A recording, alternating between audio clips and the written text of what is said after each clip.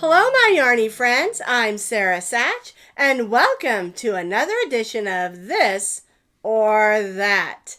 And what that is I ask you a question, I give you a couple of answers, and you can answer down in the comments underneath the video and tell me your opinion of our question. I love reading your answers. We can learn from each other. And if you're watching this, read other people's answers as well, because you'll learn a lot from that also. Of course, we all know how to do the basic chain stitch. And it's a great way, of course, to start your project. But another way to start a project, especially if you're doing a large project, is to begin with foundation stitches. You can do a single, double, triple, or whatever stitch that you're starting with a foundation stitch. They're great to use because they make a nice stretchy, firm edge. But sometimes I don't use them because they might be a little too stretchy. But if I'm going to make this enormous long chain, a lot of times I will use a foundation beginning. All right, so the question is, do you only start with the chain or do you sometimes use that foundation beginning? Let's take a look at what it is to make those foundation stitches.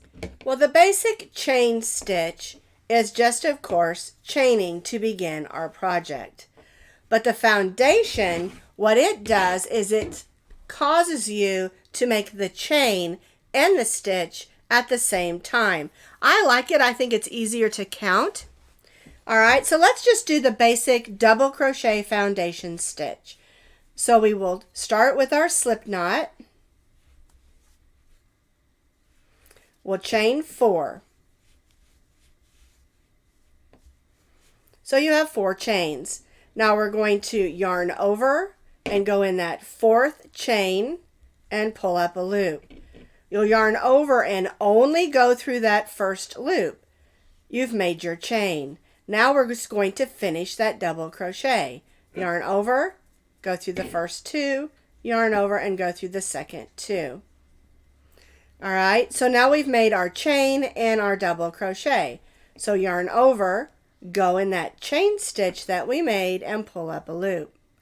Yarn over and only go through that first loop.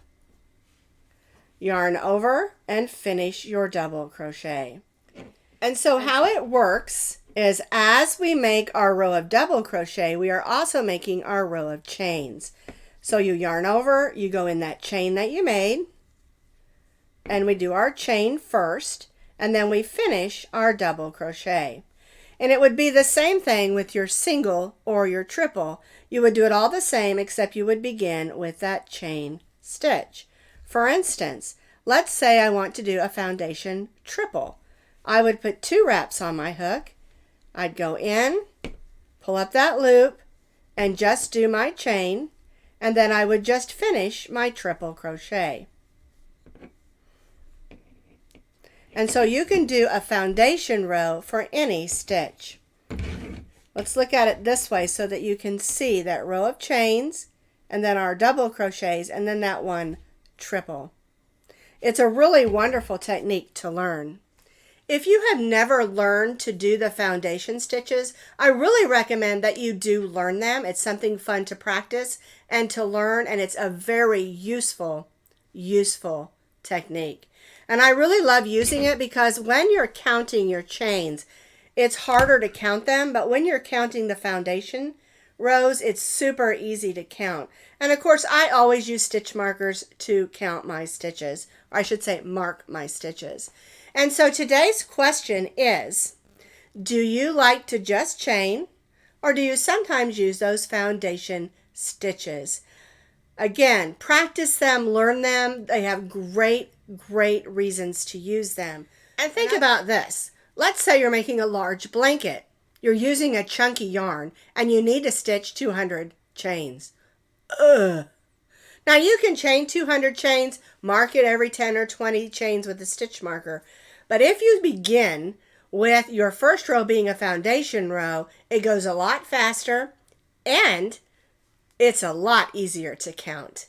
So there are great things from learning how to do foundation stitches. please leave your comments down underneath the video in those comments so that we all can read and learn from you. Again, I love reading the comments. And then I'll see you on our next edition of This or That, or This or That. Bye-bye, everybody.